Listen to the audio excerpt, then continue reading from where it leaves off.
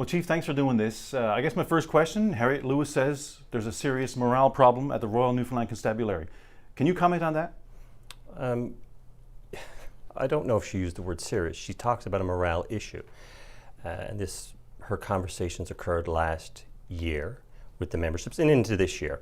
And I've been working very, very hard since I came here last August, working with the association executive to address those issues and concerns and to move forward from the issues that were raised about morale in this organization and try to improve our position with the membership here. The system of promotion. There was a reference in there, that there's that it pits officers against one another. There's a competition, and the rules of the game. I guess I'm using the word game, but the rules of the process are not clearly spelled out. Comment on that. So, from my time being back here this last year, we've had a number of competitions for the positions of sergeants and staff sergeants, and I believe it's been clearly articulated to the members as to what the process is, what's involved, what the expectations are. It's incumbent on everybody to be prepared to come into these interviews and these promotional processes. It is a competition, but everyone is treated the same and fairly. So you're predominantly a paramilitary organization, uniformed officers who enforce the law in this city, but you have a lot of civilian staff here, and they make it clear in this report that they feel undervalued, they feel disrespected, and they feel underpaid. Again, strong criticism from your civilian employees. What do you make of that? So we work without our civilian support staff and our civilian staff that we have here. This organization wouldn't run. They are very valued, a valued part of this organization. They are part of the backbone that keeps us moving forward. The pay piece is a separate entity from anything that I have any control over within government and the like. So I can't go down that road and discuss that piece of it. The respect that they're shown is something that we have to work on. They've identified it as a problem, and therefore we have to address it with the membership and with the civilians to see where our shortcomings are and how do we move forward with this. Okay, so Harriet Lewis says, positive change. This is going to require time. I think you referenced that earlier. It's going to require visionary leadership and additional resources. So what's your goal? What's your plan to tackle all that? So I started that last August when I came here. And we have to look around our organization and see where we can be more efficient. Where are our resources being used? How can we redeploy those resources to support the members that are here on our front line and within our criminal investigation division and throughout Corner Brook and Labrador? That's not an easy task, but we have to do a complete look over of this organization to see where we are and where can we put these.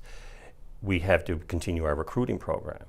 And we will have to go to government and discuss resources and extra ones that may be needed within this organization. So, and again, these are not things that can happen overnight, but they've been identified. I appreciate the report, and I'm thankful for the report. It gives us some direction, and it certainly points out areas that we can work on and should work on and we will work on. One of the recommendations is that there be a safe place created where officers can bring complaints or concerns about possible misconduct without fear of reprisal or discipline. Is that going to happen? It's a concern of mine that officers feel that way, that they feel that they cannot come forward without reprisal. We've talked, myself and Mike Summers have discussed it, and it is something we have to get in place, a structure where officers can go and feel safe. Government has a number of different entities we can tap into. It's a matter of us sitting down and finding what's the best fit. In order to do that, I want to meet with the membership and get their input and see what their ideas are on this. How do they want it to look?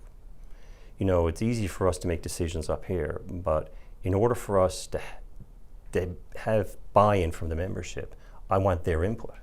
I want to listen to what they want and work together with them to better serve this organization and the people of the province that we police. As you read through this report, what's in there that gave you comfort? I have no issues with the entire report. I think it's a balanced report. I appreciate the recommendations, Ms. Lewis's time that she put into this. I appreciate the government requesting it to be looked into and have it commissioned and completed. The communication piece is important for me, and I want to make sure we focus on that. The wellness part for our membership, The fact that how she speaks about our membership, being a talented group of individuals with varied backgrounds prior to coming in this organization and educations, their commitment to the province. I'm very proud of the members we have here and their commitment that they have.